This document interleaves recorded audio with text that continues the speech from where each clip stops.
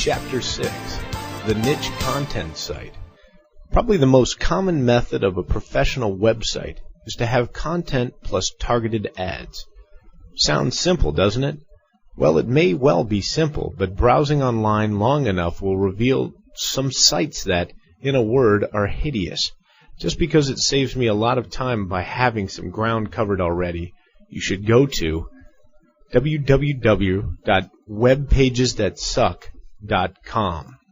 Mr. Flanders has been working in the web design field for nearly a decade now, and has several books published. This site is an excellent education in what not to do, with examples pointing out offenders and plenty of reasons why. Mind you, this is just the basic, common sense 101 kind of stuff. Avoid these beginner mistakes, and beyond that, there are enough more mistakes out there not covered by Flanders to be enough to fill a whole other site. We aren't just making a fuss about this because of our sense of artistic taste. There's nothing wrong with putting together a page composed of little more than plain old text, with no graphic decoration at all. Craigslist is an excellent example of this. No, the reason design is important is because for your own content site to make money, you want links that come to your site, visitors to be able to find what they came for them to be able to see the ads, for them to feel comfortable clicking on the ads and visiting the advertised sites. The difference between white hat SEO and black hat SEO. Now try this.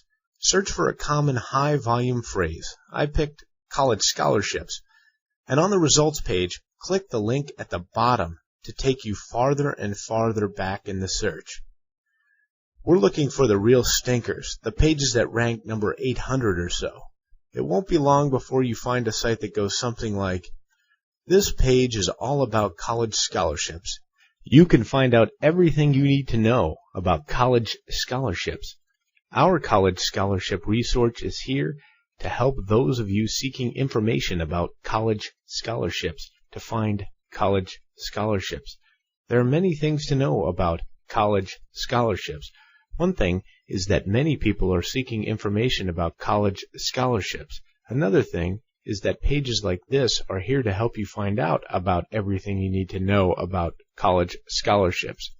And on and on and on, filling a page with 600 to 800 of the most worthless words known to all humanity, with ads all along the side. Hint, this doesn't work. Search engines have been around long enough to know that everybody knows a gamed site when they see one. The search engine knows and blocks, bans, or cripples your site with a low page ranking. Even for that week between your putting this page up and Google canning it, any visitor you happen to get will leave immediately, and probably complain to somebody about it too. And yet, you still see hairy keyword formulas out there for guaranteed 500,000 hits per day. The same goes for link farming, having a whole bunch of sites linking to each other. Meta tag voodoo, putting a bunch of deceptive text into the page's meta tags to try to fool the search engines, and scams, schemes, formulas, methods, and dirty tricks of every kind. For all of this, you should remember that this is exactly the same as the people who go into Las Vegas thinking they have a system to cheat the roulette tables. The casinos have seen every single trick before. The same is true with search engines. All of these methods taken together are known as black hat SEO, optimizing a page for search engines with a dishonest or deceitful manner. Opposed to this, there's white hat SEO, where we go about creating our site for people first, with a nod towards search engines on the side. Here again, covering this area in detail is beyond the scope of this chapter. I'll summarize the key points for you, but in the meantime, here's a site with good information. Performancing. Performancing.com/node/3422. This post is a good introduction to the field. Performancing is an established, credible, expert site. Unfortunately, there is so much misinformation in this field that I have to waste half this chapter debunking all the mythology out there before I can tell you what to do. So let's get down to the business part. Content. 3 categories of content: blogs, articles, visitor-driven content, bulletin boards, community blogs, etc., and then sales letters for supporting content to sell a product. We will deal with sales letters in a later chapter covering selling a product. Blogs. Do you want traffic? Then you want a blog. Blogs are your best friend. They're easy to maintain, come in prepackaged software that is easy to install and customize, and best of all, they use the magic of RSS to drive traffic to your site.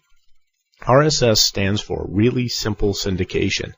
Most blog software is set up to use RSS automatically. The way this works is, every time you publish a new post to your blog, the RSS system will collect all the relevant data about the post and ping the various blog indexing services out there. These services will provide automatic links around the internet and will also make links to your content available through news reading software. Furthermore, the search engines automatically index your blog each time they pick up a ping through the blog indexes. This happens automatically. Just install the blog software, follow the defaults, and away you go. Your web host will usually provide some installed blog software for you already. The most popular blog software is usually WordPress, LiveJournal, or B2 Evolution. Anything goes in a blog post. It's kind of like a newspaper column or a journal. Blogs and niche focus go hand in hand.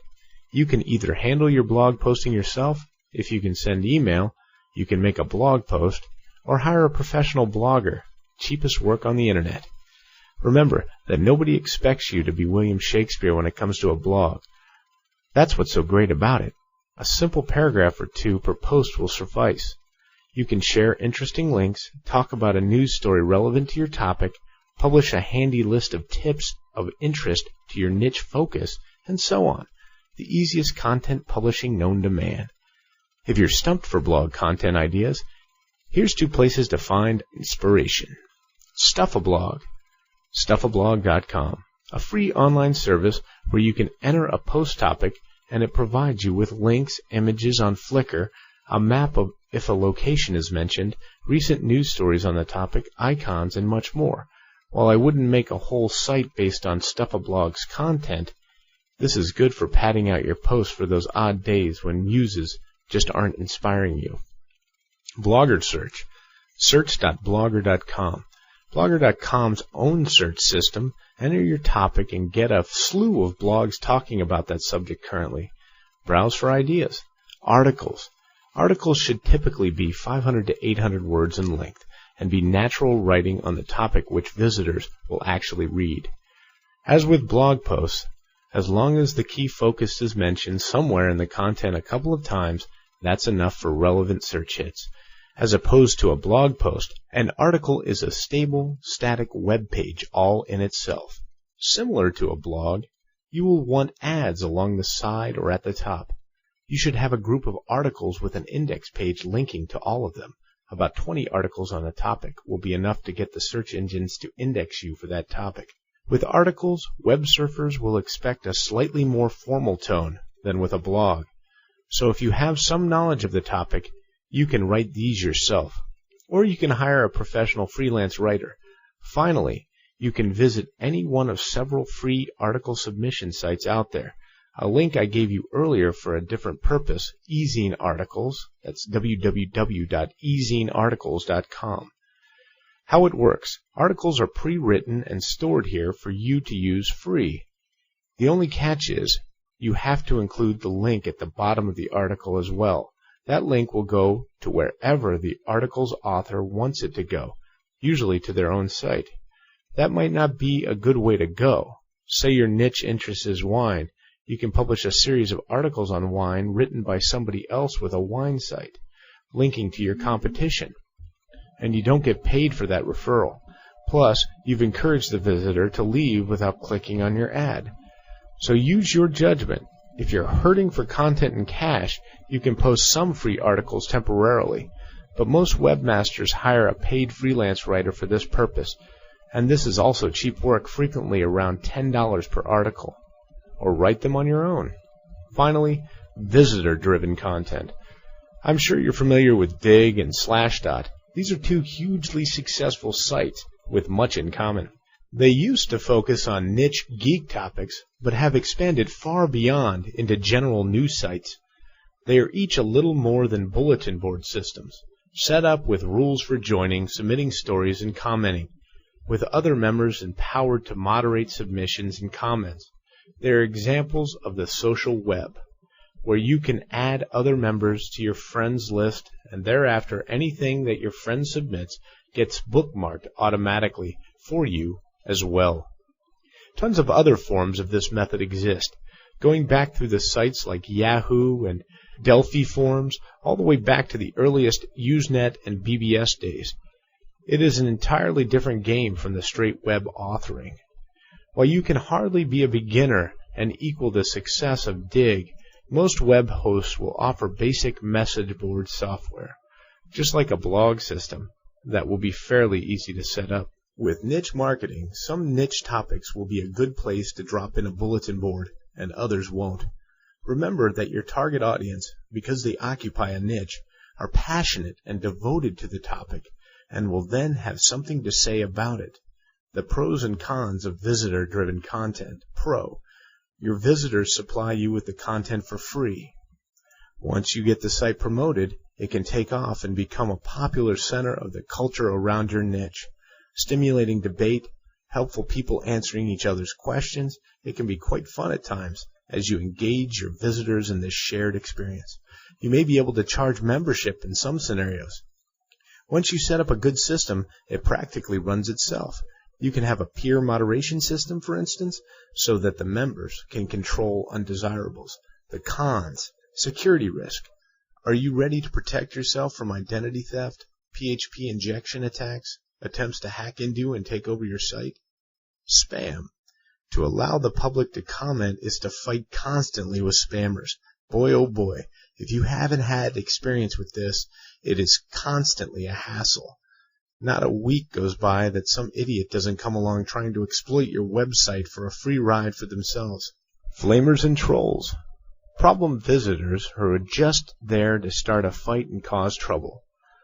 About the 25th time you see two duelists cussing each other out with neither one of them ready to back down, you'll get pretty fed up. Difficult to get it off the ground. Nobody wants to be the first one to join. Once you have a lot of members, more will pour in. With no visitors, you have to work to get them. And now for the ads.